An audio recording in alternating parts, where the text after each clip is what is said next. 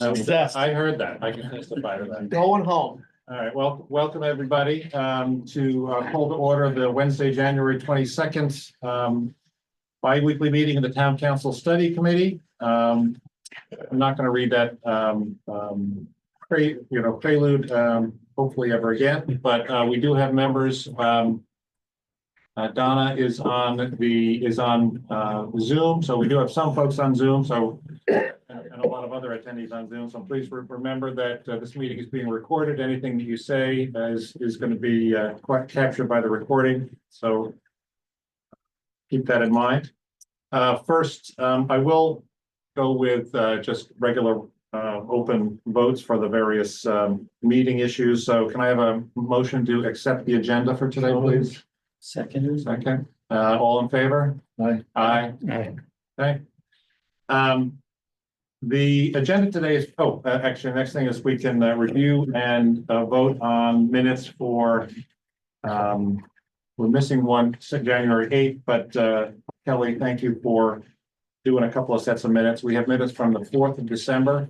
Everybody had a chance to review that copy? Yeah.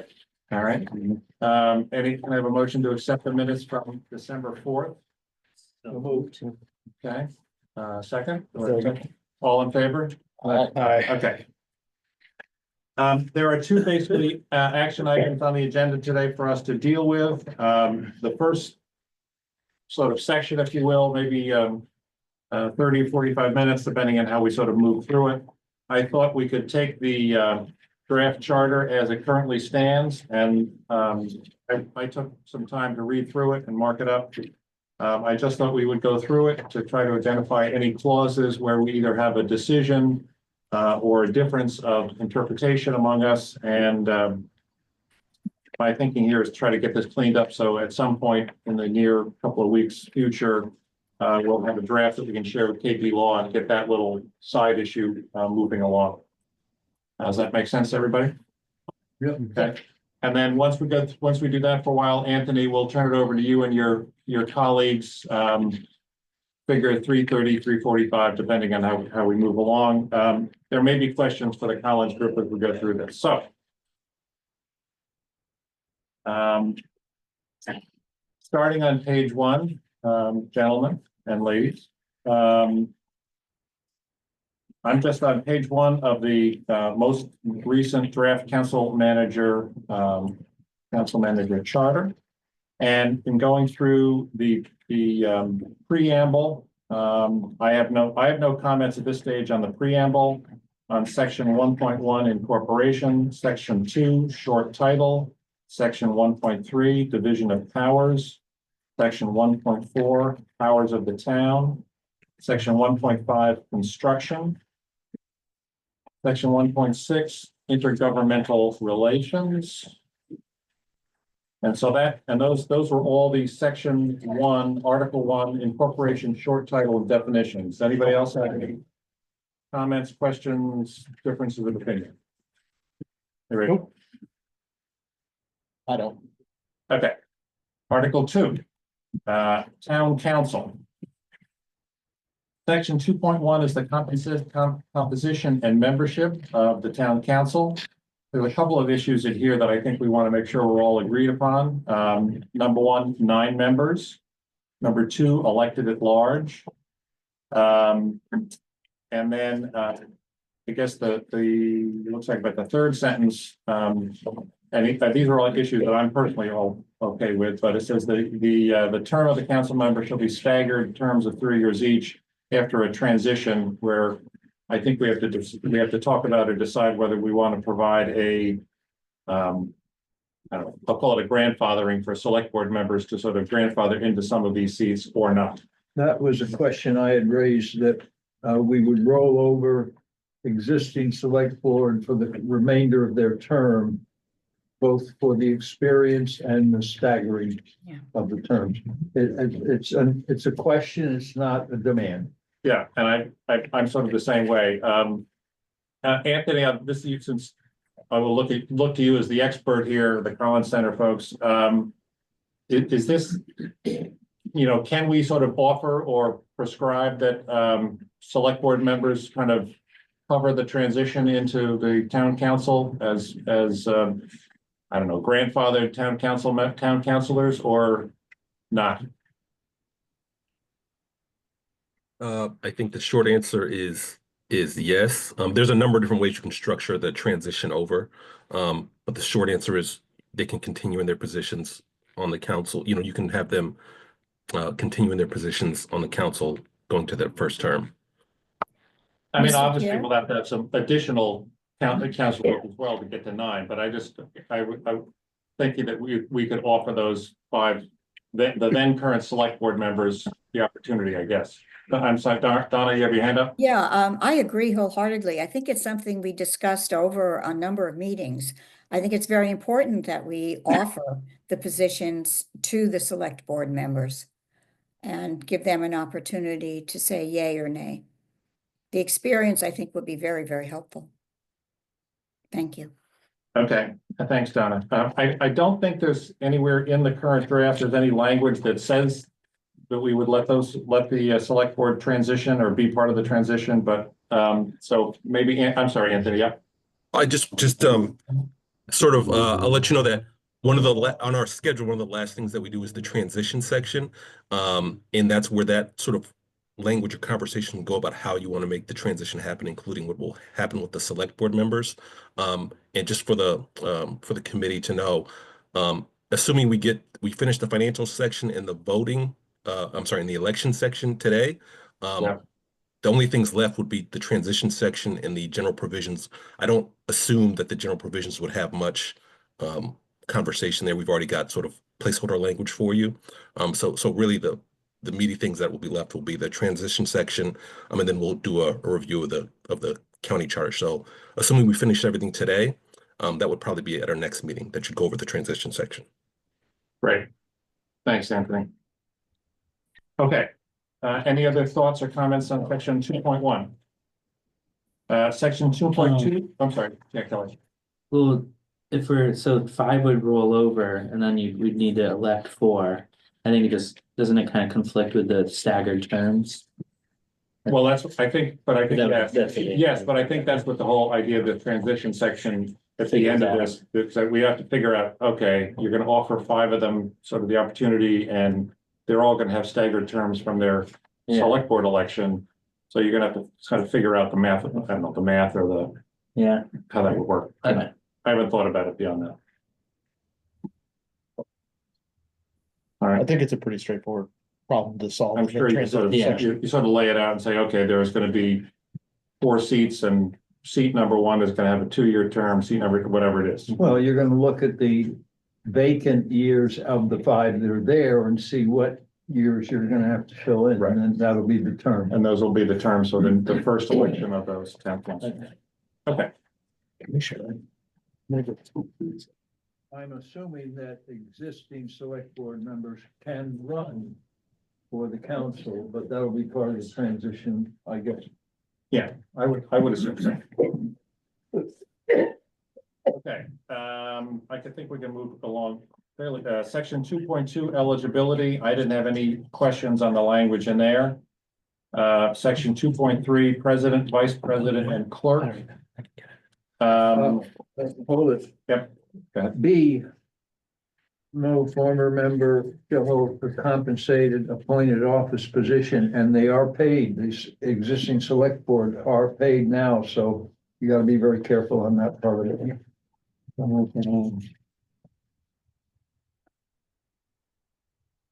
Until 1 year of the following date, so Well, so I think what you're saying is part of the transition, we'll say that they can roll over, but that the existing select board members will be grandfathered or a waiver. will waive this Okay. I two just point wanted two to B, make so sure. the fact that they were compensated before doesn't interfere with it being compensated. I just didn't want that to trip us up.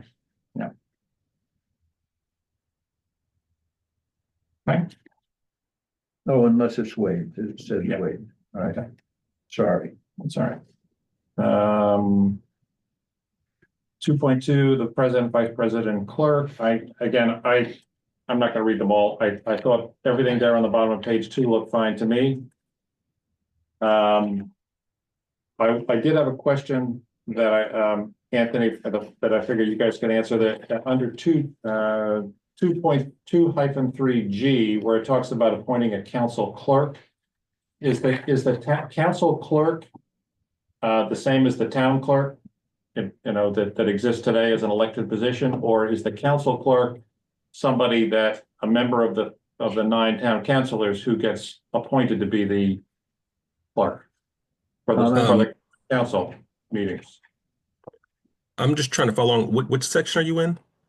On top of page 3, section 2-3, letter G. Can I comment, please? Okay, well, yeah, go ahead. Well, when I go back to Barnstable, they do have a clerk who essentially agendas the meeting and does all of this stuff. So the council has a clerk separate from the town clerk. That's the answer to my question. Is that Well, in Barnstable, they in do. Barnstable, they do that. So Anthony, do you have any, the Collins Center have any comment on that? Can it be the existing town clerk, or is this really meant to be a separate job or a separate position? It's a staff job. Yeah, we can clarify here. My understanding is that it's meant to be the town clerk, but Pat, you unmuted. You might want to add. I did. It is listed as a separate position. If you choose to, you can appoint the town clerk as the clerk. But some municipalities feel this is enough work to have a singular position to manage, the paperwork, the filings, and everything related to town council.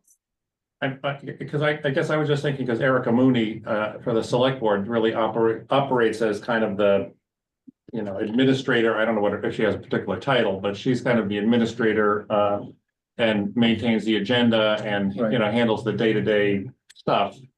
So I guess the answer is this council clerk is really a separate job for some staff person to kind of manage the agenda and all the various administrative that's needed to run a town It's council a meeting. very busy job. I've talked to that clerk. She's great, but she really, more than the town manager, she keeps the council on schedule.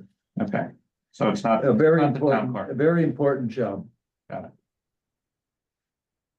Okay. Section 2.4 compensation. I have no comments on those 2 paragraphs, A and B, with the thought that the actual compensation is going to be in the transition section of the charter at the end, right? What's the floater about necessary equipment and technology? Just sort of hanging there. Did that, Where's that? it's right here in my, B 2.2-4B. this thing, Last it's sentence. floating. You don't have it? I don't have that. Oh, you got a better. Cross it copy. out. All right. Section 2.5, council procedures. Again, there were a couple of things I highlighted, but nothing. I think I was happy with the boilerplate as written. Any other comments? Okay. 2.6. Mr. Chair, Yeah, so sorry to interrupt. Just with clarification, did you just say that you're going to delete subparagraph B from 2-4? no. Curtis has a copy. It might be a little older than some of us. Anyway, he has a line of like floating text. Necessary equipment and technology Yeah. subject to appropriation is a floating line in my copy. He's got this line in his draft that just before section 2.5 council procedures. But in ours, it's just part of B. It's just. So part of I have it. a subsection B, which does have that language. Okay. Yeah. So there's a B? It's Yeah. the last sentence. of Okay. B. Okay, All right, sorry. I'll have to print it again, all 43 pages. All right, 2.6, general powers and duties. I didn't have anything as I went, again, actually, this is for the question for the Collins Center under subparagraph C. There's a sentence in parentheses that says appointment versus selection of members and boards will be discussed in another article. I assume that line is sort of a note to yourselves and that has to come out.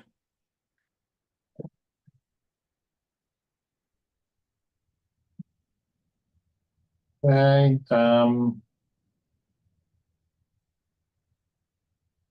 Under subparagraph F, it's the issue with whether we want to have a town councilor be a liaison to the school committee. I haven't had any further conversation with the school committee after I chatted with think of her name, who's no longer on the school committee, Pauline Prost, right? I spoke with her. She was sort of open to the idea, but she's no longer on the school committee. So I guess we're going to have to go back to the school committee and ask them. Comment? Again, in Barnstable, each counselor is assigned as a liaison to an area like Public Works and Health and Human Services, so that may be consistent with what the council decides to do in the future, but again, Barnstable has each of the 13 counselors is liaison with one or two. Which sounds like a very practical thing to do, which our town, which this theoretical town council could certainly do. I just think that we've got to go back to the school committee and make sure they're okay with us having this particular language in. Which would be just attend and report. It's not voting or anything like that. Right. Okay, section 2.7, town ordinances. And down in 2.7 F, the word supermajority says notwithstanding the above, a supermajority of the council may be necessary for the following. Supermajority, is that, is that 2/3? So it'd be 6 out of the 9, or is there some other definition of supermajority? Anthony, I'm looking at you.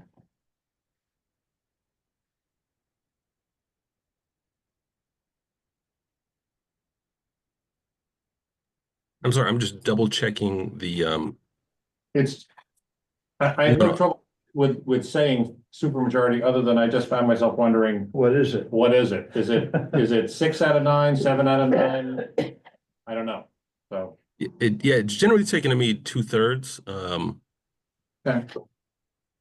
That's fine. I was taking my time, so I was checking to see if it was defined somewhere else in the document, but I don't see it. Okay, well, just again, something to admit, but I didn't.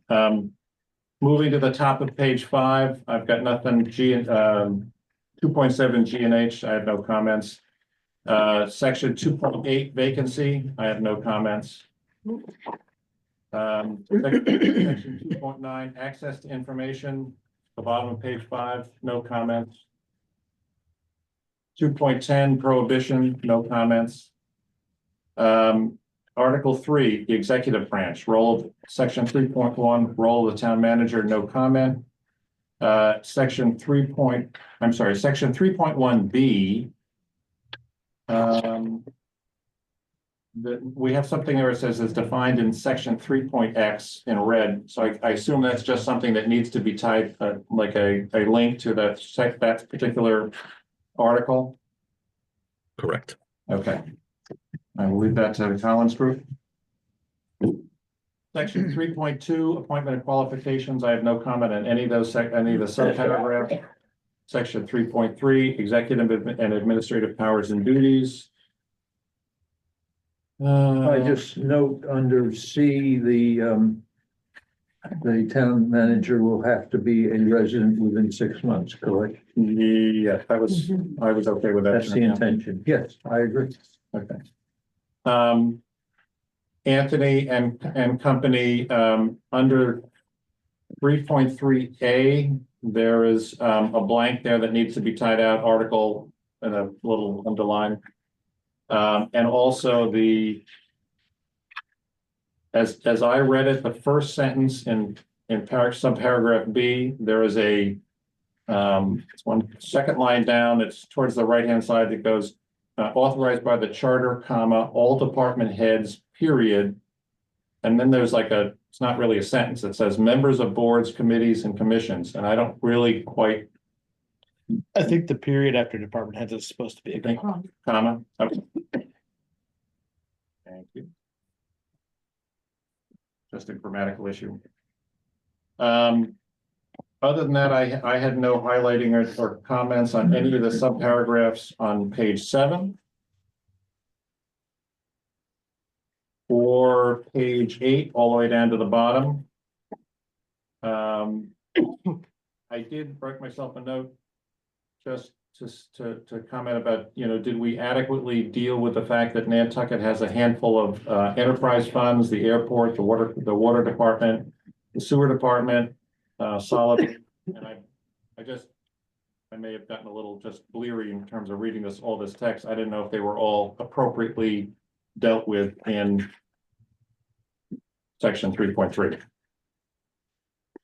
So generally, those issues would not, in terms of enterprise funds, would not rise to the level of being sort of defined in the charter.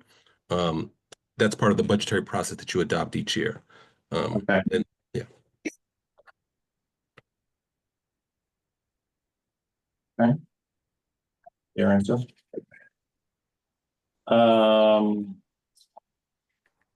Section 3.4, temporary absence. Can I ask or a question vacancy about of- that? Or you don't Oh, want to yeah. get into that? Sorry. No, go ahead, Jill. Is there a way on the enterprise funds that they would be set up differently?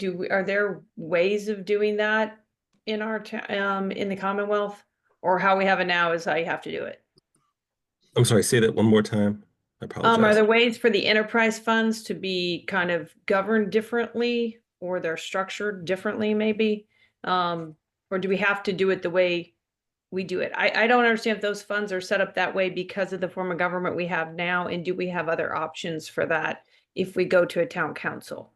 So I'll defer to Mel, but my understanding is that the enterprise funds are a statutorily created sorry, I'm losing my words, financial structure that allows some flexibility in terms of these income generating activities that municipalities can do. But Mel, please correct me or anything I've said. Sure. These enterprise funds are established by state law, and so they're very clear, and it really doesn't matter depending on form of government, really. They're an accounting mechanism that wouldn't really rise to the charter. So there's no way in some states, they would allow an enterprise fund money to go back into general fund money, but I don't think they allow that here. But I didn't know if we changed our form of government, if they do allow that here. No. Okay, thank you. I just want to confirm that. Great. Okay, Joe. 3.4, temporary absence. I guess I just had a question, and it doesn't look like it's defined here. It says that, if the town manager is going to be absent on a temporary basis, they designate another town employee or official to exercise the powers. Is the hierarchy defined usually, or is it just left sort of, amorphous the way this is written, so that if the town manager is going to go for, going to be gone for 60 days, he or she just turns to whichever manager in the department they feel appropriate to take over and be the number two, or is it more typical, or can you define it's the town manager and then the such and such assistant town manager and the such and such assistant town manager? Mel, I'm gonna defer to you again. Again, my understanding is that this particular language provides flexibility to the town manager to appoint there's not an assistant town manager defined. That doesn't mean that they can't create this position and hire for it. And they can decide whether it's going to be the head of finance or if they create the assistant town manager position, that they can defer to that. But I'll defer to Mel. No, you're right, Anthony. There's no prescriptive procedure or any pecking order at all. It's totally the discretion of the town manager to identify someone who would be acting in that capacity. Okay, so if in some possible future, the town manager sets up an organizational hierarchy that says, there's an assistant town manager that handles this sort of stuff, and this is town manager, which we do have, I think are two at the moment. It would be certainly possible for the town council to modify this and say, well, the first vice president is this person, or this job would be normally the person that would take over as the temporary town manager if the town manager departs, and if that person's not available, then you go to the number two person. Well, I suppose you could do that, but that doesn't really provide a lot of flexibility. And, that to me, that seems like a very restrictive provision in the charter. Okay, so it's more typical to leave it undefined so that at a particular point in time, you appoint whoever seems the most appropriate. Correct. Okay. And available. Comment. If I can comment as well, it anticipates that the town manager files a letter which designates this employee, so it's not an ad hoc basis. So that, you know, depending on the title changes that happen along the way, the town manager writes a letter, files it, and says, this first 90 days of my absence is the person who's going to be filling in for me. So it gives the town manager the discretion to understand the structure that's being built, and rather than naming a certain job or position in the charter. Okay. Okay, moving on then, section 3.5, I had no particular comments. And that finishes section 3, so then we're on to article 4. Other elected officials.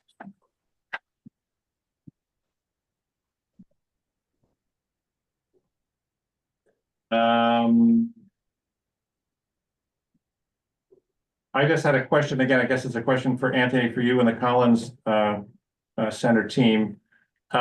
Is 4.1A, which lists the various elected entities, elected elected committees here on Nantucket. Do we know whether that is that complete? Have you sort of checked that against our, or I mean, looking at it, it looks complete to me, but I don't. We can go through it again, but yes, my understanding is that we went through the elected positions for the town and trying to incorporate all the. Remember, we had a discussion about whether you want to keep some elected or not. I believe you kept them all elected, and so we listed them all. All but one. The only one we moved was the Harbor and Shellfish Advisory Board. But when we made that decision, it was partially based on that. The metric the Collins Center put up that they were not meeting candidates to fill all of the seats on a regular basis for the election. Okay, so we moved Shellfish. Yes, and their advisor. I don't see a reference to the planning commission. I'm caught on this planning board, planning commission. Is the commission totally appointed? The planning commission's a county agency. I mean, is that the NP and EDC? Is that what we're talking about? It's a county agency, but the planning board is a town agency. Yes. Okay, Someone can correct me if I'm wrong, but I'm 99, that's the case. but the question of a planning commission gets addressed in the county charter. Or bylaw. All right, I'm just, you know where we are between Yeah, the no, planning yeah. board, planning commission these I days. believe the planning commission is established It's a state agency, I know that, through state law Mhm. and then through the county. but I don't know how the members are placed on it. I believe that's through the county charter. The members are established in the state law, so it's possible we will have to modify that a bit. We usually do that in the transition section when we look at special acts that we want to keep Okay. and deal with them. So we definitely we're assuming that we're going to keep this planning commission in place. Okay. I mean, given some of the controversies dealing with the NP and EDC, if that's the planning commission we're talking about, that may require a little more investigation to see kind of what the current, because there's transition going on there now, I think, or at least attempted transition in terms of how those folks are appointed. Mr. Chair, just to add on a little bit, so under the current structure,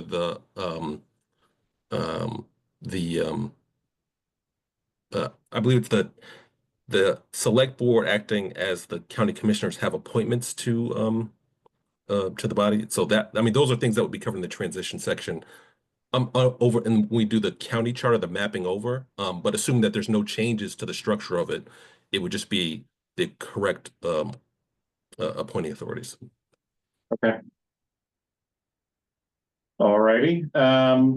Just going down then through the top of page 10, I had no particular comments. When we get to section 4.2, farther on down the page, the school committee.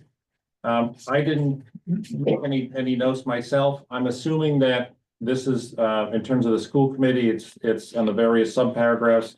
This is lifted from the town's current charter and just duplicates that.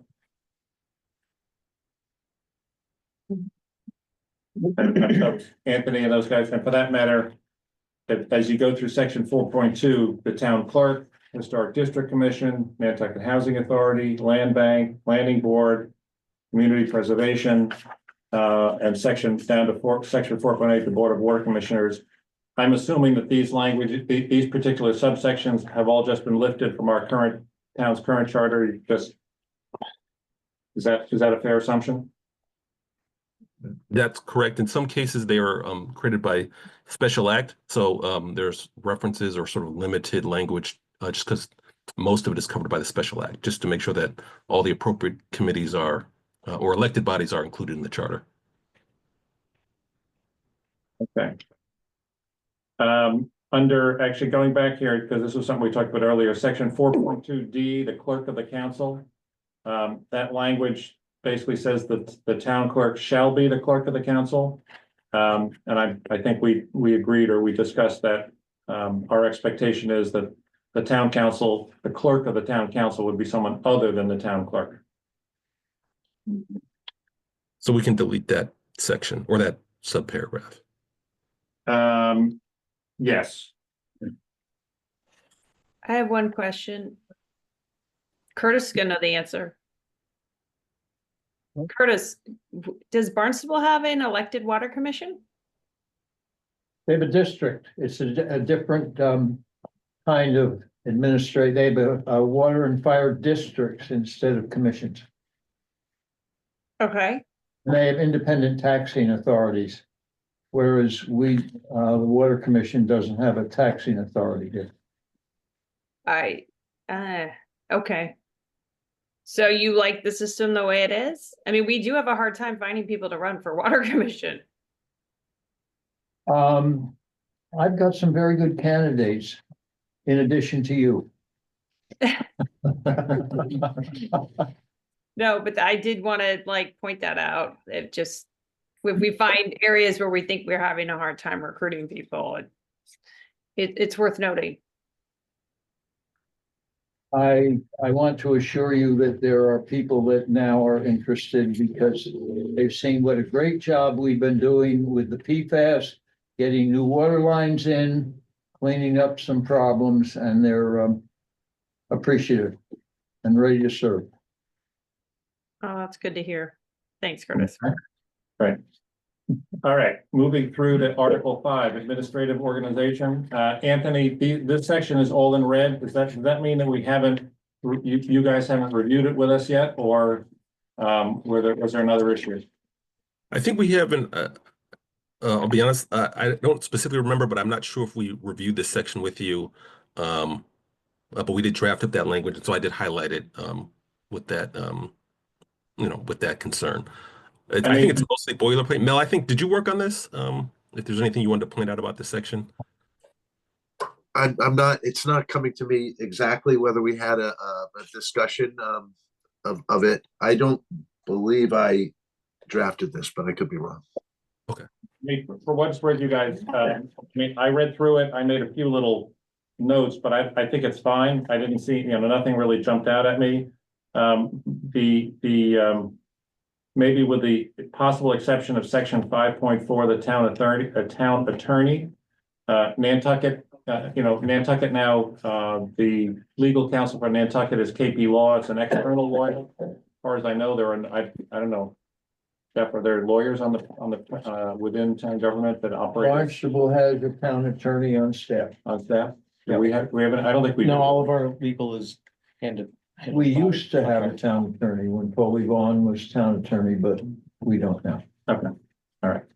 So I guess my comment then is on section 5.4 only needs to be edited to make it read appropriate for an external town council or general counsel. Well, and Pat, feel free to chime in here. My understanding is that this language doesn't preclude you from hiring an outside firm. That firm would have this designation that exists in your charter so that they are the legal representative for the municipality. Pat, if I'm off base, Exactly. This is intended to cover either an outside counsel or an on-staff legal counsel. And just to clarify, we will not call this officer town council, COUNSEL, because that is confused by the town council, COUNCIL. So we're referring it to as the town attorney. All right, okay, Good thinking. I have everybody a good with that? question, Mr. Chair. Sure, got it. Shouldn't we have an attorney on staff? You know, I don't, Such I a- have no idea. I mean, I'm sure that lots of towns do. It's probably, I have no idea. I don't know why we have KP Law and don't have someone on staff, other than they probably didn't find somebody, so. Well, and they'd be conflicted. You Oh. you could have disagreeing points of, the way we are working now, in my opinion, is more efficient than, well, So Yeah. if there's an issue, then who do we contact? KP Law? KP Law? the town manager contacts the town attorney. I mean, there's nothing that, yeah, well, So. Is there ever are there other towns, sorry, this is for the Collins Center. Are there towns where a town council has representation and then the town has representation separately? I guess I'll kind of back into the question a little bit. So, many communities use KP Law and other law firms for a variety of reasons. Some are financial, some are just a pool of candidates available. So it's not unusual to have an outside firm operate as town council. Some communities with that are larger, have more issues, have more facilities, hire a full-time lawyer or even a legal department to handle those issues. So and again, this language, as Nantucket continues to grow, this language doesn't preclude the town from establishing, a town attorney who may or may not have employees that report to them. It's flexible and allows you to have an internal person or an external law firm represent you. To your question about the town council, the council for the town council versus council for the, I guess, for lack of a better word, the administration of the town. That is an issue that gets has gotten a lot of attention in certain communities. My understanding is that the general sort of the legal framework now is that the town attorney represents the town as a whole. None of the individual organs of the town are their own. So the town council is not a separate legal entity, so it can't have its own representation. The town is a legal entity, a municipal corporation, and so the town attorney represents the entire corporation, and that includes, the actions of the various organs. So there isn't town council. There isn't counsel for the individual entities within the town. but I take it, and Nantucket has had this issue. It's not unheard of that a subgroup within town government, which is maybe battling with the town manager, wants its own legal representation as opposed to having to rely on the town attorney for the whole municipal corporation, so to speak. Yeah, that's correct. I mean, there are instances where I specifically think of instances where let's say it's the planning board or the ZBA where the town attorney is conflicted out because it's particularly sort of elected bodies where let's say they make a decision or council has provided advice that's different than the action that they took, and therefore they'll go and get third-party representation. My understanding, again, is that they're hired by the town council. So that while a sort of wall goes up that says you handle this and I'm not a part of it, but they're still technically hired under the power of the town council, or I'm sorry, the town attorney. Mel. Yeah, there's often special counsel that occasionally gets hired. Even a firm like KP Law might not be experts at every thing, environmental issues or cable TV issues or what have you. So it's not unusual, but I want to be clear, this language mandates that every town agency of the town is using this council. So if they want to use a special council, or if they want to use a separate council, I think that would have to go through the town manager or the town council.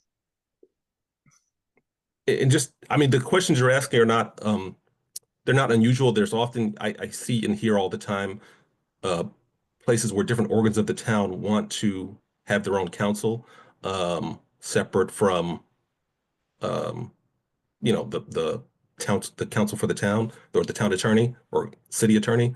But what I just said to you is sort of the general understanding, and there aren't, I'm not aware of any charters that have a separate attorney for different parts of the town, to provide, you know, and then there's an issue about conflicting advice, things of that nature. So, it's not an issue where there are great answers, but the current understanding is that, you know, the council for the town attorney represents the town as a whole. Unless, you know, like Mel said, there's specialty issues where you hire, a specialty attorney.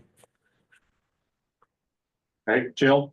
I just want to give an example and get your feedback on this, because I hear you, Mel, that you're saying there will be one council for the town, right? We have it now that like the airport commission, they have their own attorneys. And they don't just weigh in on aviation issues or on FAA issues. They weigh in on other like zoning issues for the airport, and they're a separate firm from the town's firm. So how would that work under this new system? That's a good question, Joe. You know, I was thinking as we were talking, it's not unusual for the school committee as an elected body, and they have a little bit of different status in the state law. It's not unusual for them to hire their own counsel from time to time, especially in the areas of special education and things like that. But, you know, the way I read this language, it would not provide the airport commission with the ability to hire their own counsel without some further review by the town manager. So if you want to build that in, we would need to learn a little bit more about that. But right now, this language would not allow them to do that unilaterally. Okay, great. No, I just want to understand it. Thank you. That's really helpful. Well, and actually, Jill, I was not aware that the airport had you know, their own independent council as well. I certainly, you know, I'm familiar with some of the battles between, I forget whether it was the planning board, various committees that wanted their own attorneys, and I think that they tended to get resolved by the town saying that, you know, KP Law is the one that gets to decide who gets hired if we're going to hire a third party. So anyway, I just wrote myself a note. I'll go back to Libby and ask whether besides the airport, there are any other independent, you know, non-KP Law representation going on. So. I can touch on that. Yeah.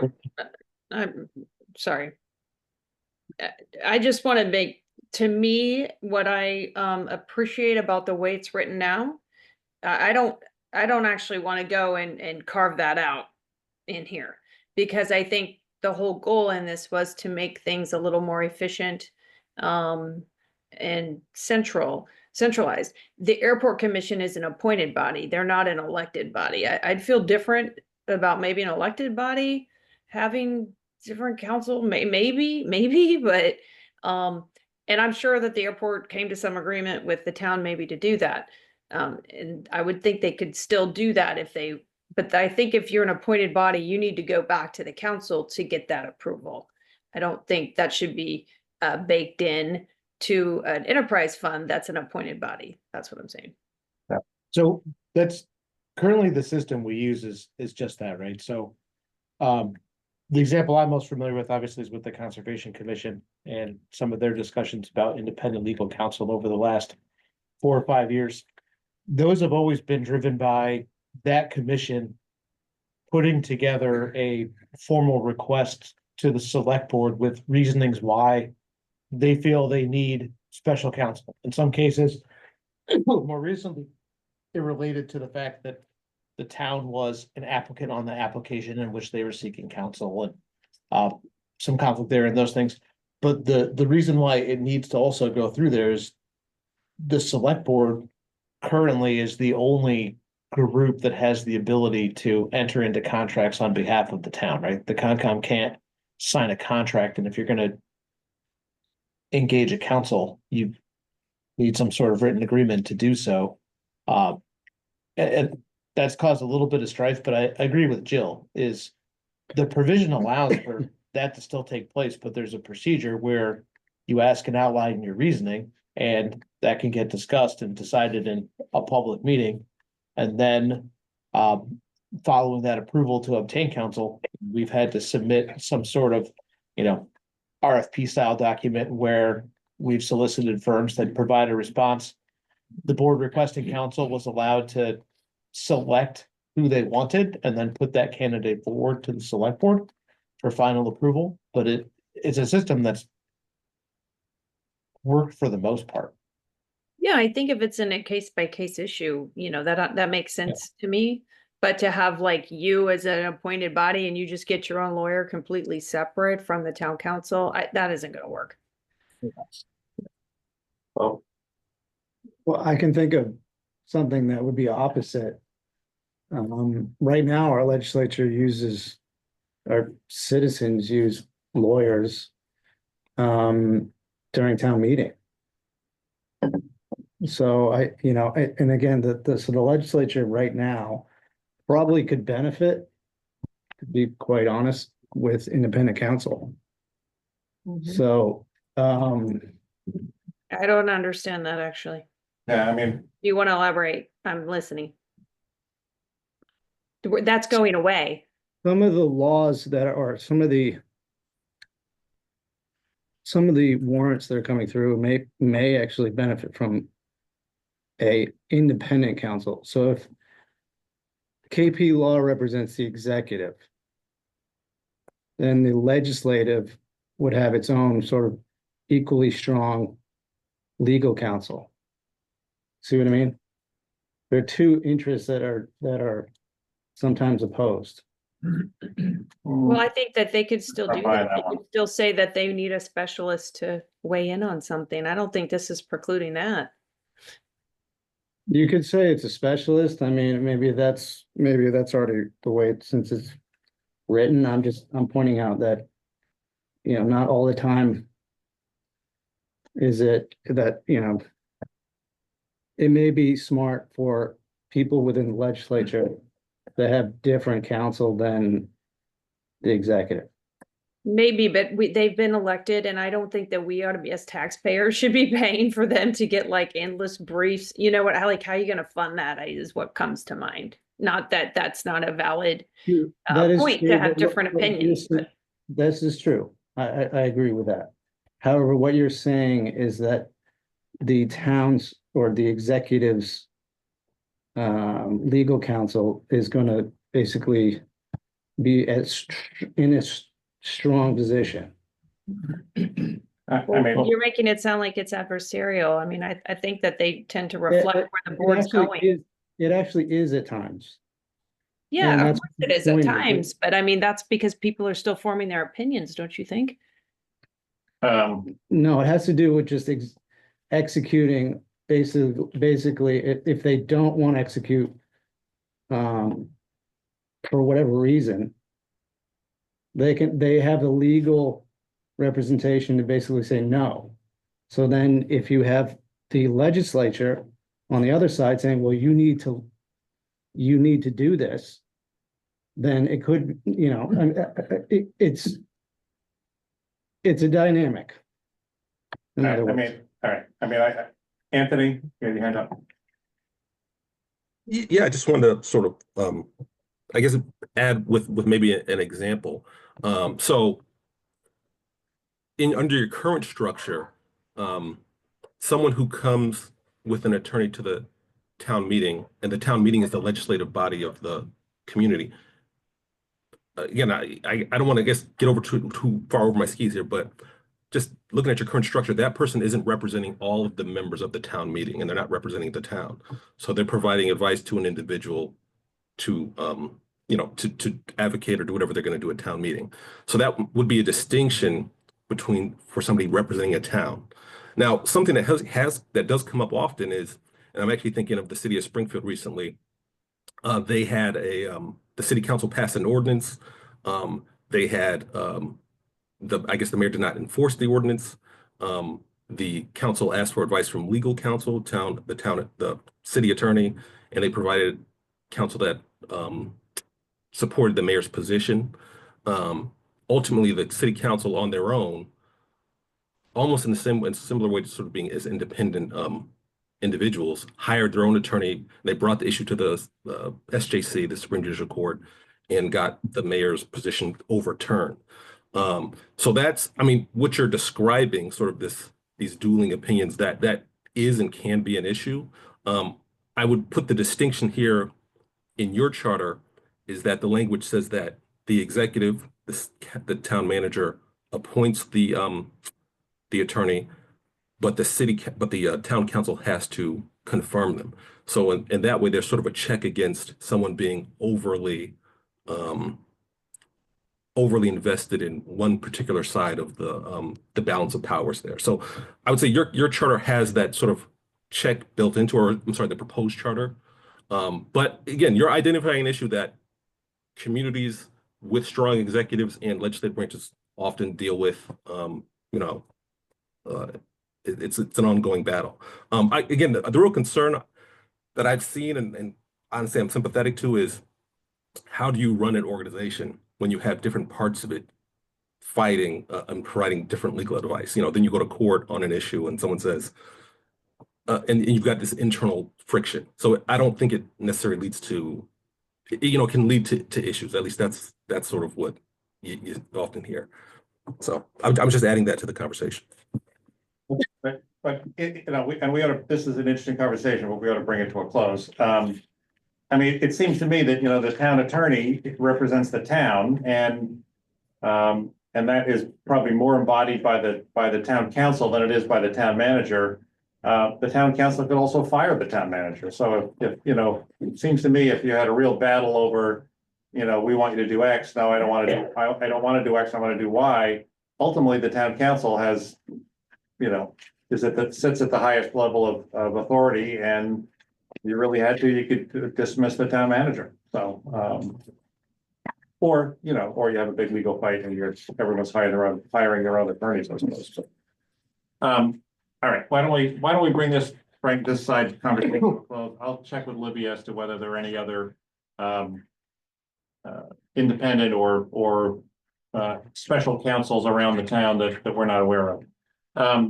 It's about 10:04, so why don't we sort of stop here at the at Article 5 and kind of provides a reasonable segue into continuing a conversation with the Collins Center about financial and fiscal procedures and elections. So can I turn it? We'll stop reviewing and we'll turn it over to you, Anthony.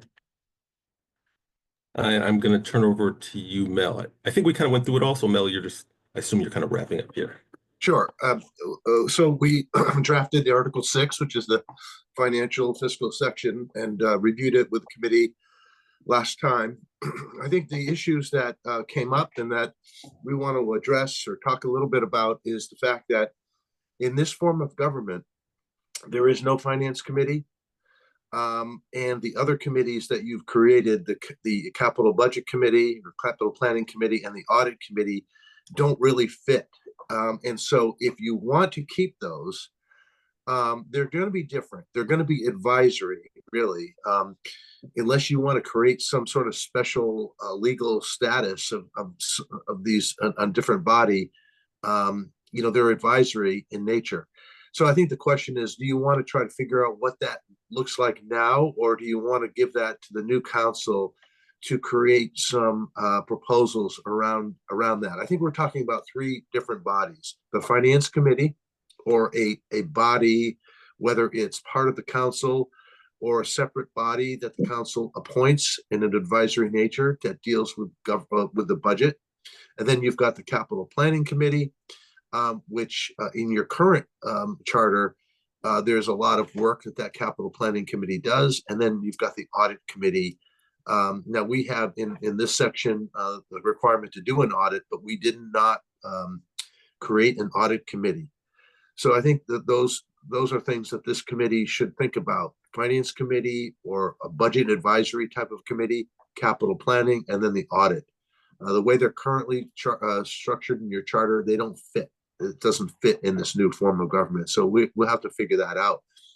We talked a little bit about maybe creating in the transition section the requirement for the new council to take this on rather than try to figure out how to define it right now.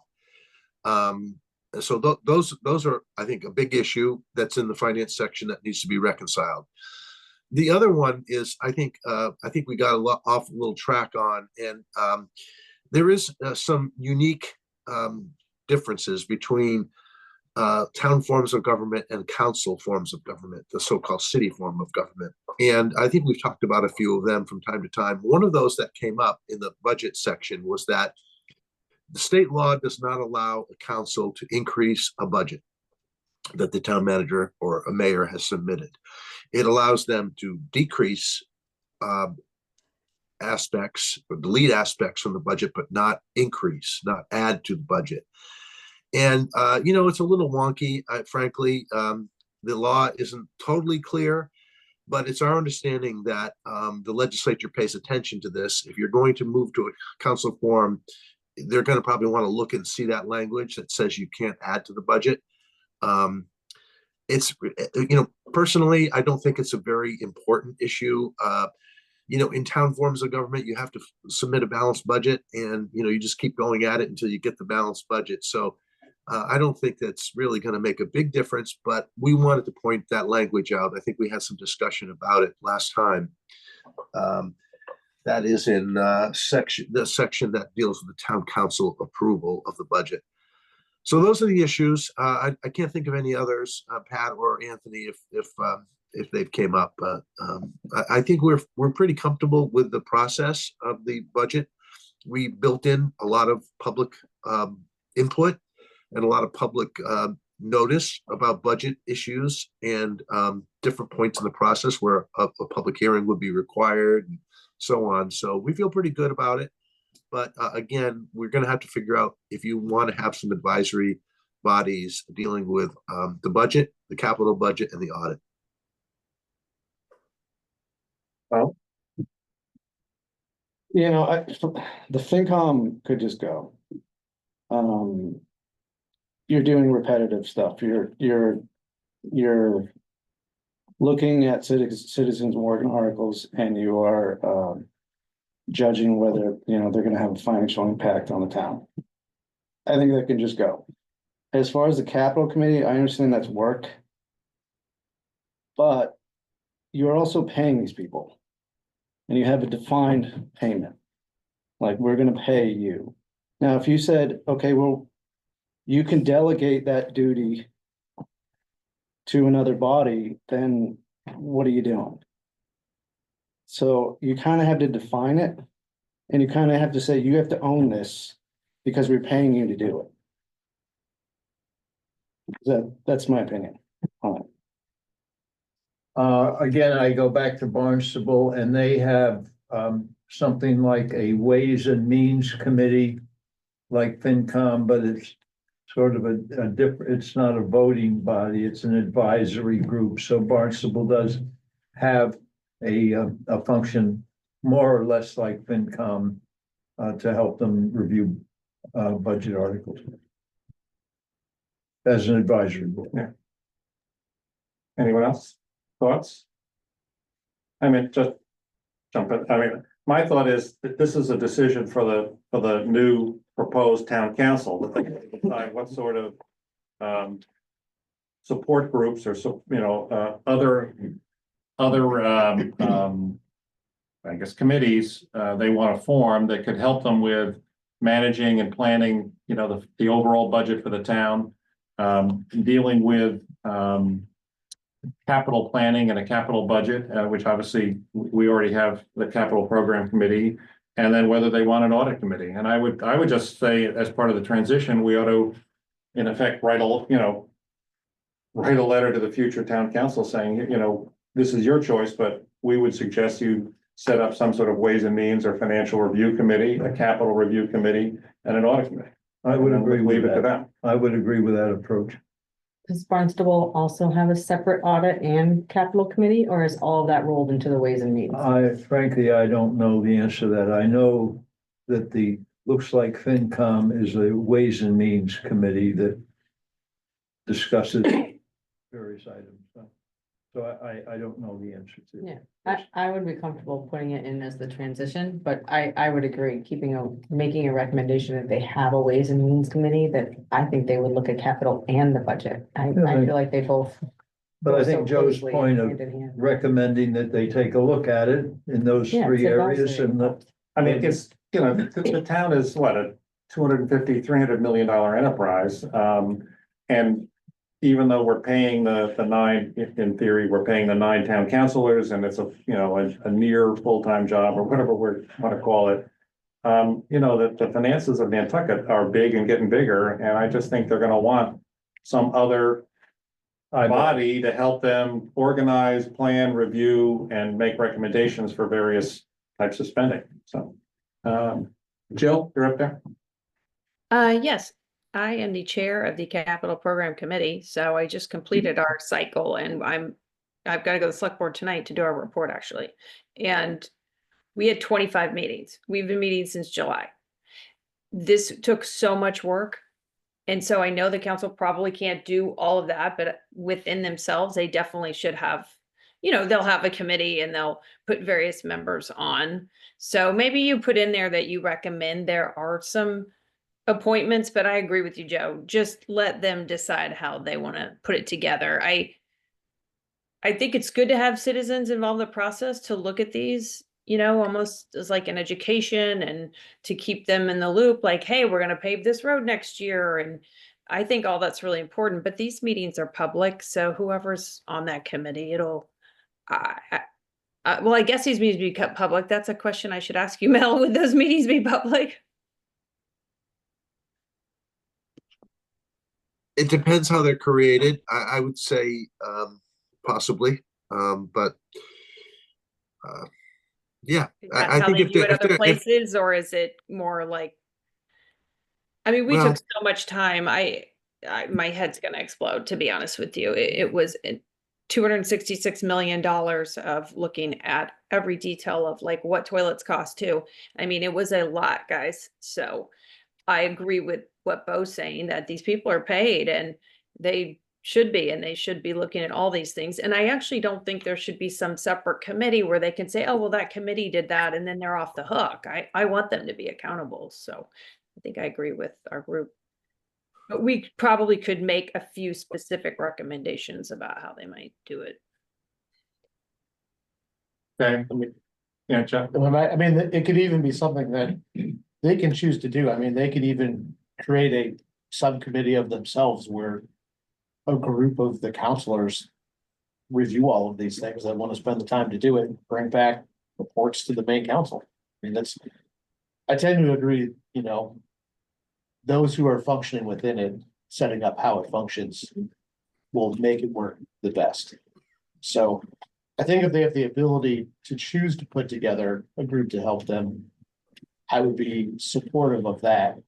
Because sometimes there are projects or items that frankly take an inordinate amount of time to go through and still have the business to do. I mean, they're getting paid 100%, but sometimes you do need extra time and extra expertise to come in to help with certain things. I mean, Jill said there was they had 29 meetings on the capital program committee. I mean, you can't expect the town councilors to add 29 extra meetings on top of their. Yeah, there's no way they could do that work at a weekly meeting, I don't think. Because, I mean, they have their own budget timeline. They have to meet just like they do now. That's not going to change for them. So it all has to be done in a certain amount of time. It's not like go pay as you go. It was more just a procedural question now. For capital committee, do you see only the capital projects that are being recommended to go forward? Or do you see everything, even the ones that don't get the recommendation to move forward right now. We are the committee that we're advisory, so they could take our recommendations or not, but we recommend what goes forward. So Article 13 See in the warrant, those, if they approve the warrant tonight, those will include our recommendations. And then the debt exclusions, we see the debt exclusions, anything that's going in the warrant or on the election, that's what we see. So all Well, capital projects come what to I us mean- first. What I mean is not like warrant article specific, but say Jeff puts a request in during the capital planning and he wants 5 new trucks for his department. Yeah, that And does go in the I hear warrant. people say we don't think that's necessary, so we're not gonna put that in and put that into the capital warrant article. Do you know that? Do you see that? Yes. They do. Yes. Okay. Every I also- request comes in I and have they a request are a rejected. warrant article. They see them all, and they're the ones that decide. In a pretty interactive process, what's gonna move forward. Yeah. To the phase I of the wasn't warrant sure what adoption. that changed. I. Yeah. I It's like like, that. try for that triple engine center console vote again. And We talk about trucks a lot, okay? I'm learning a lot about trucks. all You gotta right? step into bigger projects, yeah, so no one will notice that, or get grants. So did you had something else? Yeah, I mean, look, the financial work of the town is the work. It's the stuff that matters, the stuff that you're investing in the community. And I said, look, there's gonna be a transition, right, where we decide pay. Or somebody decides pay. And in that transition, what I guess would hope to happen is that, hey, we're gonna decide how much work we're gonna delegate because we don't want to do it. Right? So I'm thinking ahead as we decide what kind of workload these people are gonna have and what kind of pay they're gonna have too. So the problem we have now is a lot of it's just been delegated away. Like the capital project's been delegated away, the FinCom, which by the way, used to have a lot more power, Mhm. has been delegated away a lot of its, or has delegated away a lot of its abilities. So it just comment. It seems to me though, we're sort of generally comfortable with, as part of the transition section or the transition process, we're gonna leave the recommendation that the town council is gonna need support for capital, for audit, and for some sort of financial budgeting process, and we'll leave it to them to Decide how to do it. decide. I mean, what's the most effective way to support that process for the future town council? Okay. I had one other question though on that second sort of section that Mel brought up, the issue that the town council can't increase the budget. And I think I asked this question 2 weeks ago, so it basically revolves around, you're gonna have this budgeting process that all the departments, create their requests, it gets rolled up by the finance department. Presumably there are various back and forth meetings that, people go through to create a balanced budget and allocate the various spending, to allocate the dollars to the various departments. It seems to me that if you go through that process, how could you ever end up at a place where the town council is gonna say, well, I wanna, after we've done all this work, I wanna increase the police department budget by $500,000. I mean, you've gone through this whole thing. Why would there ever be a circumstance where you wanted to do that anyway? Does that question make any sense? It just says. I You just can't don't. increase the budget. You get the Well, that's- budget after you've got there, you put the budget that you feel with the council's involvement. And that's the budget. But that's what I'm sort of saying is, if you've gone through this whole process, how do you ever have a situation where, okay, well, I know I did all that work and everybody did all this work, but the town council, we want to increase. Well, it must some be a component. statutory thing. What's Mel got to say about Yeah, Well, the statute that Just we're say, Joe, referring, it's a stupid question, but it? the statute we're referring to is in state law that says a council may not add, they may decrease or delete, but they may not add. So that's the law. and we're trying to deal with it. Okay. Can't print Like, more money. Can't print more money. Yeah, I just, Just get a good all right, budget. never mind, I'll stop. I still don't get it, but, okay. Well, so then I think that means that we've got the finance section basically, buttoned up. That can be added to the draft. Do you guys want to talk about elections? Is that the next section? Had to unmute. Yes, we do. Before we go on to elections, I just want to point out sort of one, I guess you could say it's a little bit of a quirk. So a lot of when we talk about the local laws of the town, in cities, they're usually called ordinances, in towns, they're called bylaws. So we updated the charter to say ordinances. However, you may want to keep the term bylaws, you can, as one point where that keeps people, I guess one less point of difference between what has been versus what is. So you can decide that today, or we can decide another time, but I wanted to just put that in front of you to let you know that it does not have to be ordinances. You can change it to bylaws. KP Law will make a comment on that when they review it, whether it should be bylaw or ordinance. Right now, it's all bylaw. I mean, I guess personally, I've always been on the, let's try to change as few things as we can to keep it familiar to folks. I mean, I'm happy with bylaws, but I And we're don't not a really, city. well, technically, It's a city form, it's yes. a city form, but, I'm happy with bylaws. What does everybody else think? Bylaw. Is there added value to changing it to ordinances? I guess it's a question that Anthony or Mel. Not really. It's really a term of art. I will just say there's another difference between city and town forms of government. When you pass a bylaw or an ordinance in a council form of government, you do not have to seek Attorney General approval. And that's the case when you change your form to council, whether you call it a bylaw or an ordinance, you will no longer require the Attorney General to approve your bylaws. Plus, I'm gonna stay with bylaw. okay. I think we like bylaw. Okay, so sorry. No, go ahead. So on to the election section. So this is going to be a fairly short section, but there are, some sort of rather important decisions to make here. Before I get into the language, and I've got a document that'll be shared with the committee, I just want to sort of give a high level sort of overview. So elections, in the democratic form of government that we live in are very important. For that reason, they're heavily regulated by state law. So there's most provisions about elections, even your local municipal elections, are covered by state statute.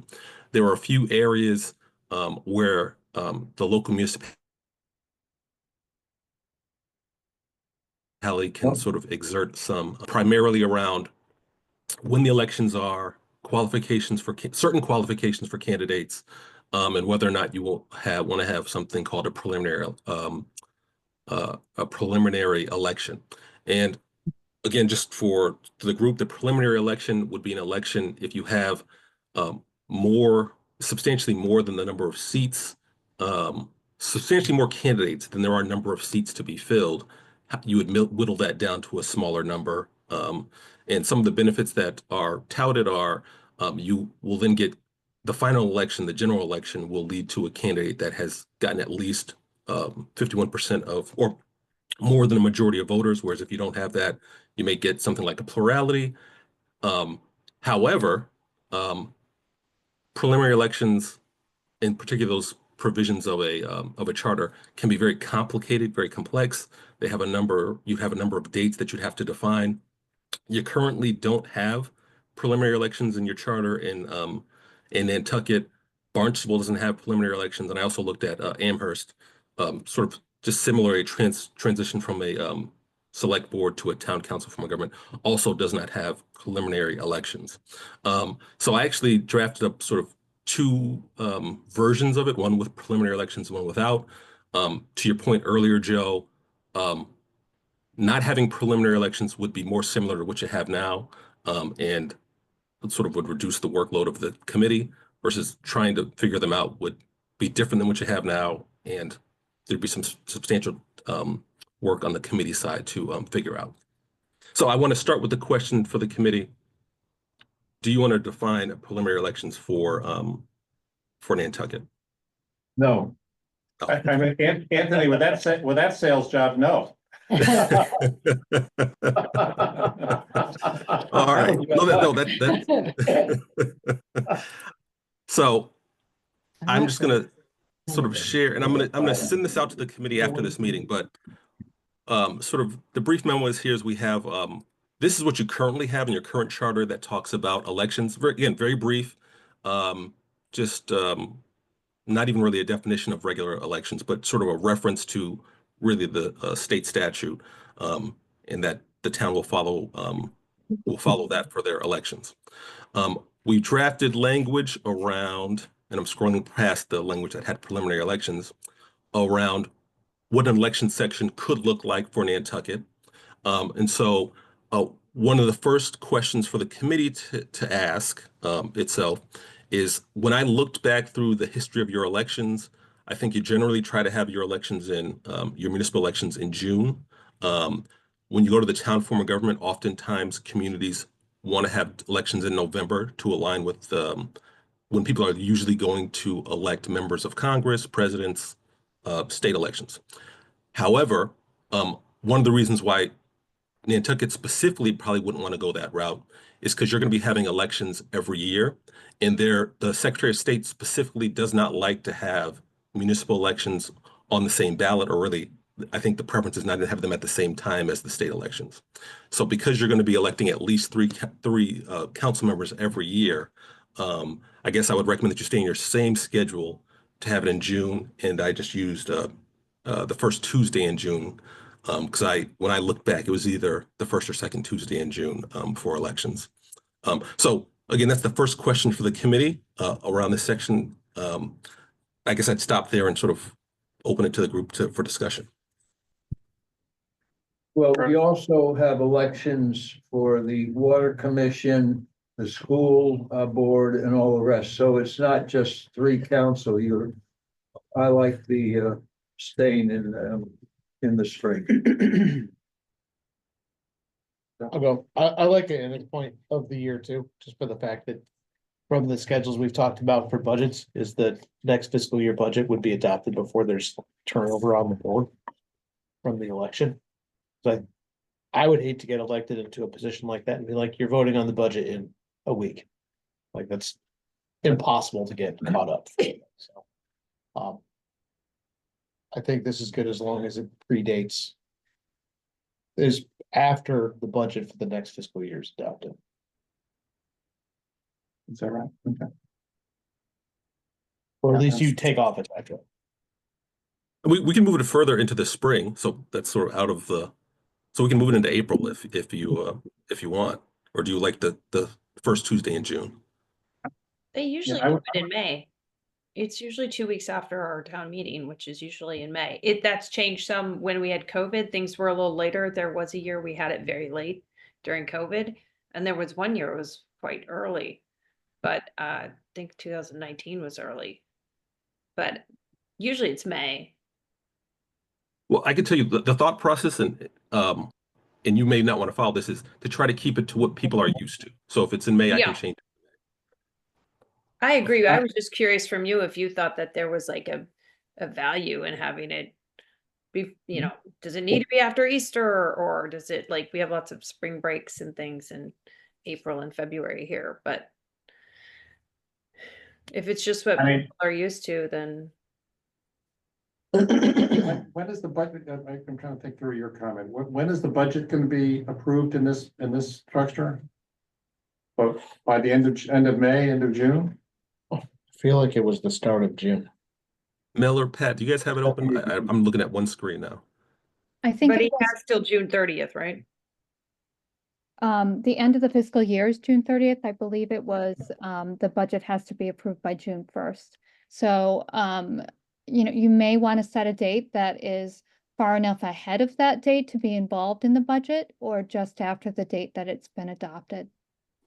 Well, won't these, the candidates that get elected, call it on the first Tuesday of June, they're not gonna take office until July 1, the new fiscal year, isn't that correct? So won't all the financial work and approvals be done by the then sitting 9 town councilors?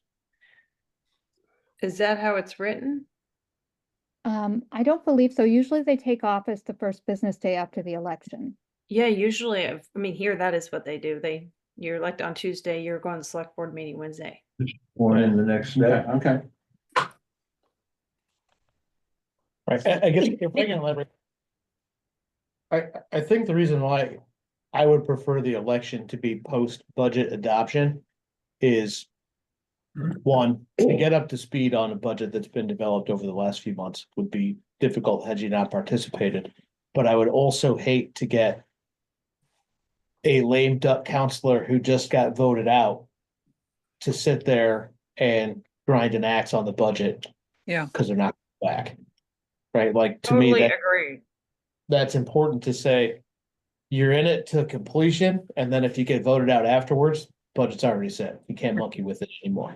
If you say you're there. So does that argue for sort of the second Tuesday? I mean, I think so. push it even further to the end, closer to the fiscal year, end of the fiscal year? I mean, I might be I buy your argument. I mean, I think, yeah, I mean, you want the people that have worked through this whole process.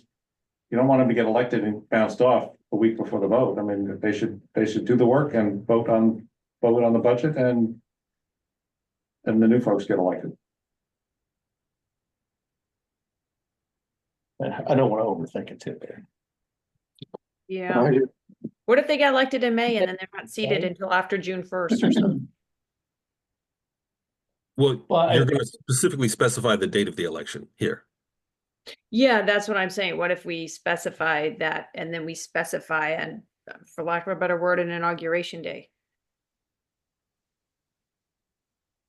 Well, I think my thought with that was what I'll try it again to see if it makes sense. If you run for office and you're a current sitting councilor, if you're a running incumbent, and you lose the election before the budget is adopted, do you have a potential to turn into a real curmudgeon with the budget and cause problems? that Yes, you- one that you does. don't need to? Right, Yeah. like, I got voted out, so I'm gonna take my pound of flesh on the way out the door and just be a pain. I mean, Well, they're Well- not, thankfully, Jeff, they're not issuing pardons at that point, so it is just. not yet. Ouch. I think just make it the second Tuesday. But then they start the next day. I mean, I'll say one thing about that, and Mel can weigh in on this better. That's like, the town council is gonna be different. I think it's gonna be more, I'm not maybe using the right word, but maybe more elevated, or, I don't think it's gonna be as quaint as, oh, you run for select board and you're in tomorrow and, it's not gonna be like that anymore. It's a little more official, I think. So we could have them start later if you thought that was better. Well, Jeff's point is the valid one, that you don't have a lame duck person dealing with the budget. Get the budget before you elect. And if someone chooses not to run, that's a different situation. Yeah, presumably. Yeah, but then you're getting a brand new person sometimes too, maybe. Yeah, but I just think the budget ought to be voted on by the folks that have done all the work, and then once that is done, then you hold your elections after that date. And I'm assuming the date is June 1st or May 31st or whatever, so that the budget has to be done by. So, Yeah, I mean, it is an incentive to do the work too, like. So that you're doing the work. have your fingerprints on it, so to speak. Do you think we're gonna have elections in June though? Is that a good idea? I mean, kids are still in school then, but. The alternative is to have them in like September. Or October. I think more people are around in June than September. In terms of a lot of people take off in September. year-rounders to take a break then. If All right. That's hard. I Okay. think we ought to talk about a little more, because in June, we also have more summer residents. I mean, is that an opportunity for them to sign up and vote here? Not yet. I mean, If I may chime in, they cannot be held in the fall because the Secretary of State would discourage that, if not outright prevent it, because every 2 years you'll have the state, and every 4 years the presidential elections, and they cannot be held at the same time. And where you have if you had a 2-year cycle, then in general, it's held the opposite year during odd years. Where you have a 3-year schedule, they cannot be held in the fall. It would have to be the spring. And just if you take a look at the other council manager places where they have a 3-year and it has to be held, it's either held in April or in June. So April would give you enough time for the person to get up to speed on the budget. And keep in mind that only a certain number of members are going to be rotating through. It's not like you're going to have a completely new board if you have them start in April or in June. So, and some of the people may be reelected. So out of your 9, 6 will be continuing all along, and 3 may or may not be new or not. So in general, it's either April or June would be your best bet, either with time to get up to speed with the budget or right in June after the budget has been passed. Yeah, weigh Okay. in on one thing about that. go ahead. I'll say this, it's a lot, the weather's not as bad the later you hold that. So for people who are outstanding with their signs and things, like June is gonna be better than April. And That usually, spring break in April is huge here. Everyone's gone. It doesn't Right. necessarily have to be that week. I don't know if you can predict, if you know, in general, what week it probably aligns with your, with the holiday during the week of spring break. So you don't necessarily have to pick that week. But it's your choice, whatever you think people will be most comfortable with. And, I was just gonna say the last week in June is usually the safest unless there's snow days related to school being in session. And then it's right before July 1st where the new fiscal year takes effect. So your chances of the budget being approved by them are pretty high. So most of the work is done and then you're just entering the new fiscal year. So if you just put it like the last Tuesday of June, and if anybody, town council or anybody in town admin has an issue with that and wants it earlier, I guess they can take that up then when we do it. I don't know if in particular it matters, but I wouldn't push it any later than that. And I don't think I would go earlier. Like the first or second week of June. Get it done. Don't Mr. wait, Chair? like your point, if you're gonna Yeah. have extra days in school. Donna? Yeah, I think the first or second week in June is great, because if you're looking towards the end of June, folks are already planning. They're going to either get out of town, go on vacation, kids are going to camp, but this way, kids are in school, and residents, year-round residents are on island. And April is a very iffy month, and you'll probably get a better response, a better turnout in June when the weather is milder usually. All right. I move second Tuesday of June. Agreed. Anybody else? I don't see one. We're happy with that? We can live with First that? week or second week, whichever you want. I like the second. Get a week away from the end of the budget season. The one that made that extra complicated, so. Always. All right, second Tuesday. Simple Okay. stuff takes That longer. was a lot more conversation than I would have thought. but, Yeah. Well, there might be more. I'm not sold on that. I need to think about it a little longer. We have very strange, timelines here. Hmm. This is one of the things that makes us unique. Mm-hmm. People Well, are slammed in I June, got the getting ready impression for that- the summer. Mm-hmm. Well, I can have, I put Let's- second as a placeholder, and then you guys, and this is gonna go out to you guys after this meeting, and then you can think about it for the next meeting. That's So it's good. not necessarily set in stone. It may actually be a really interesting subject to just throw out in the ether, see what people think about where they would want it to be too. I was just gonna say that. Hmm. Might be a good thing to get feedback on now. Yeah. I mean, there's Right. a bit of a burden on the school as well, so we might want to ask them, but June is crazy for the school. They got I mean, June's nuts. Okay. Anthony, let's move on.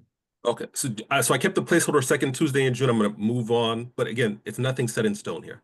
So the next two are fairly boilerplate. One is just where are the names of candidates going to appear on the ballot, and this is a process used by really most cities and towns, whereby they do this sort of random drawing of the candidates, and then the first person gets the first slot, so on and so on and so forth. The next section is all local elections in Massachusetts are non-partisan, so this just specifies that for the charter. And the next section talks about the eligibility of candidates. So in order to be eligible, candidates have to acquire a certain number of signatures. Here, and this is fairly standard, 50 signatures, and a date for the signatures to be submitted to the town clerk. So I have 50 signatures, and I have the first Tuesday in April. And so those are the two questions for the committee. And in case you can't see, Mr. Chair, I see Jill has her hand up. Yeah, and there's Jill, you had a question? To the position of the names on the ballot? Yeah. What about it? This says it should be determined by a drawing by lot conducted by the town clerk. I don't understand what that means. The way we do it now is we have the incumbents at the top. And then it's alphabetical. I think that's how we do it. But I'm kind of, what does this mean exactly? So what this kind of boils down to is just sort of, I think the thing that pops into my mind is sort of an old school raffle where you have names on a piece of paper, you turn the raffle, you reach in, you get a random name out, and then as you do that, that's why every candidate has an equal chance of being the first, second, or so forth. So that, and again, this is fairly common. I think I'm pretty sure It's this not is the way we do it now, so that's why I was asking. Okay. again, you guys can change it, but I think this is Barnstable has similar language as well as several other communities. Okay. And then those are all, and the signature requirements, I don't know if anybody wants to change that, but Is I- it currently 50? Anthony, do you know whether, is it currently 50 here in Nantucket? I don't know. yeah, it is. Yeah. It's kind of a lot, I think, when you're like, I don't think it's a lot for running for town council, but I think it's a lot when you're, running for other things. If you can't get 50 signatures, you shouldn't be on the ballot. No, you have a long time to do it. I mean, you got to turn it in, the clerk needs time to approve that and to look everybody up. Okay. So it sounds like people are generally happy with what you've put in here, Anthony, for section 7.4. Okay. And again, I mean, this, you don't have to make a decision on this, but I know that there's still a question about moving the date of the election around. That in theory may affect what date you want your signatures to be submitted to the clerk. Because as you just said, the clerk has to certify them, then create the ballots and so forth. So Yeah. that could be for further discussion. Plus, she's got to have a date that she announces where you can start collecting signatures. I don't know if we need to put that in here or if she just decides that. Well, so the date to signatures shall be the collecting of the signatures starts on the first Tuesday in April, and then she specifies the date in which they should be submitted. If we're going in June. If our election's in June, is that what you mean? Well, under the current language, she has to make she can't make the candidate papers available before the first Tuesday in April. So let's say if you were to go to I think Pat just said that some communities have an April election, that might change when you'd want to make the papers available to give people more time to run and declare their candidacy. So the first step in the process for a candidate is to pull papers. They use the papers to go get signatures. They submit the signatures to the clerk and then the election. So this has the pulling of papers. The soonest that could happen would be the first Tuesday in April under this language. If our election's in June. Well, yeah, correct. Yeah, because the way it is now, it's May, and then you can like go get signatures in February sometimes. So we have a long lead time for that. Well, so I take it there's no particular prescribed or standard time between when papers are available and the election itself. Because this is sort of two months and a couple of weeks between April, the first Tuesday in April and the second week of June. But that's just how it's playing out. There's a There's deadline. no rule that says you have to be 2.5 months. But you have to submit them so they can be certified. Yes. So when do they have to be turned in? So under this language, it leaves it to the clerk to determine when to turn them in. Okay, so what that says to me then is the charter, all the charter has to do is define the standard day for the elections, the second, in which case we've said the second Tuesday in June, and when the papers can be made available, and we're saying the first Tuesday in April. For no other reason, and that's just sort of a fairly typical spread between papers available and the election. But she's going to want them turned in by a date so they can be certified, and that's And then not, printed on the ballot. I think we should ask her how much time she likes to have for that. I mean, now I think she has like a month or 6 weeks maybe. that's what I'm getting at. You gotta figure out how much. I think the way this is written, the clerk can determine that. So if, Okay, but she's gotta say you have to turn them in by. yeah, You gotta print the ballot the too. clerk will have to. Do we want to get Nancy's, I mean, pretty simple. I mean, you could ask her does she have a preference, or is there some, I don't know. She has a system I in know place. plastic I'm that sure they she all- wants to keep it. Why don't you ask her? All right, I'll shoot her an email. And what I recommend when you ask her, I think there've been a couple of dates for the election. And again, this all hinges on when the election is. So you might want to just tell her of the options for when the election is, do these times work? Yeah, and she just 'cause really might not like June, so we should ask her. I don't know.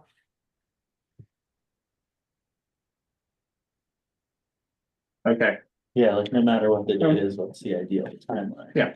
okay, I'll shoot her an email.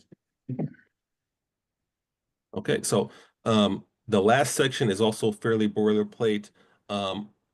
It says what actually the law requires. It's kind of a restatement of what's in the statutes, which is just to say that your voting precincts have to be contiguous and sort of compact enough under state law. So there's not really, there's no real major changes here. And Wait a minute. Well, thought we Whoa, didn't- whoa. I thought we've already said that we're expecting our town councilors to be elected at large, so why are there precincts? well, you vote by the vote. That's part of the voting process. You have, you have, like you're voting where you go to vote. You have to. It has We to only be have in one a. place. Yeah, there's only one place on Nantucket. Well, yeah, they can define it as one place, but basically, if you have more than one precinct, all this says is it's under state law that they have to be the equal number of inhabitants in each place in each voting precinct, and that they are and that they're contiguous and compact. I don't think that applies to us. We don't have those now. That would be new. Well, does this just allow for We have one precinct. Does this allow for one precinct? And if it does, then we're okay, right? Yeah, it doesn't say that you have to define multiple precincts. Okay. I mean, it can be think deleted, I but think, it's, I think it's confusing language the way it is now, because it will make people think that it's not by large, at large. Is it just anti-gerrymandering language? I mean, that's probably, Yeah. and it can be deleted. This is actually a restatement of state law, so it is a requirement under state law, but it shows a number of charters, I think, just to show that you're following the law. But is there a way for us to write it that complies with state law that just is a little bit more clear, since we're probably the only place that only has one precinct to vote in, right? In terms of Massachusetts. Well, I would say this is the most common formulation I've seen. I can look for others and look at rewriting and send something back to you. I mean, is there anything that triggers, I have no idea, that triggers the creation of more than one precinct for the, I mean, I don't know why we're Tuckernuck, talking act, they have to like bring their 4 ballots over. Muskeget. I don't think there are people registered. It looks like we had I a think in special, Tuckernuck, there are people registered to vote, and the police chief has total jurisdiction over Tuckernuck. Yeah. Sorry, it looks like there might be a special act in our code that exempted us from designating precincts. Oh, good for you, Rachel. Excellent. Then Okay. that should be stated. That's very good. Yeah. It says 2002-90 Act relative to, I'm trying to pull up the whole thing, but. Can you say the citation again? I'll pull it up. Oh my God, we Acts have of so much. 2002. I agree with Donna. We should state that it's special to us, to remind us all that we're special and unique.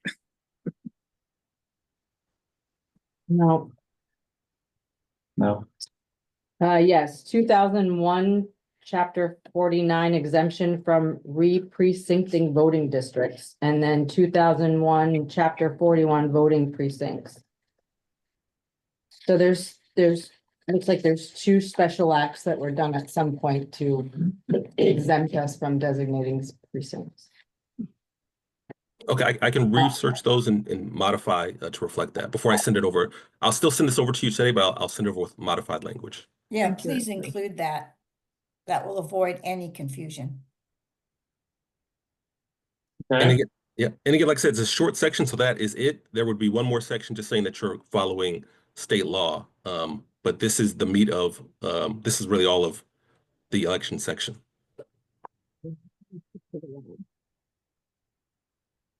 all right, and does that bring us to all the sections, all the various articles within the charter, save for transition, right? That is correct. Right? Well, I still have Fantastic. Article 9 in red. Is Article 9 no longer in red? Actually, yeah, did you hear that, So that's- Anthony? Article 9? So that's the general provisions section. I think the team is thinking that, again, that's mostly boilerplate. We're hoping that you guys would look through it. We weren't planning to have a whole presentation on it unless there were specific items that the committee wanted to modify or go over. Well, for what it's worth, I went through it and I had no, Article 9, I really didn't have any notes other than to put in the name Nantucket at the top of page 23 instead of Ludlow, which I think we got last time. Thank you, Curtis.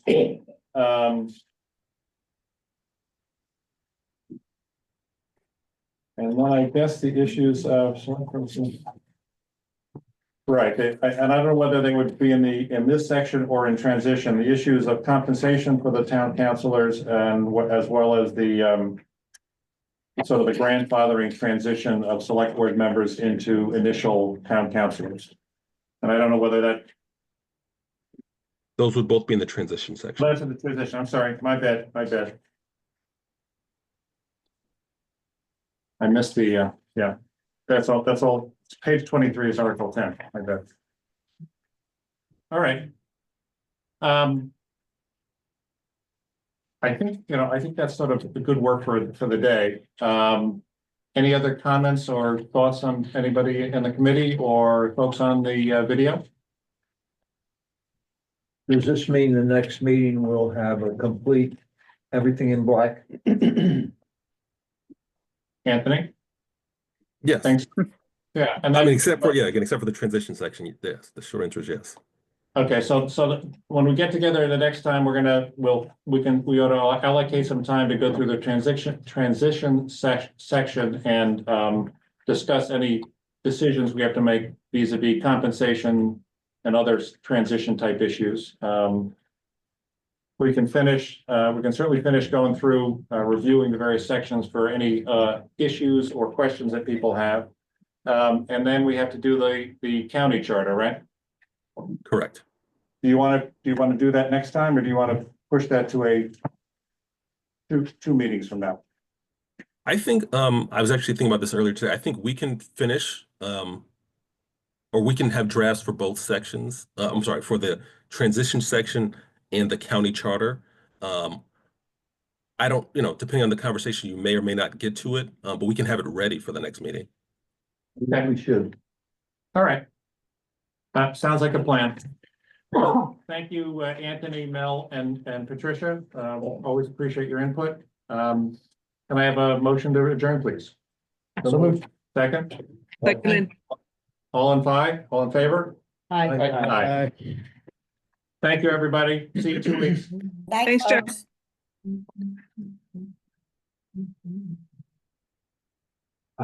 Actually, Jeff, 2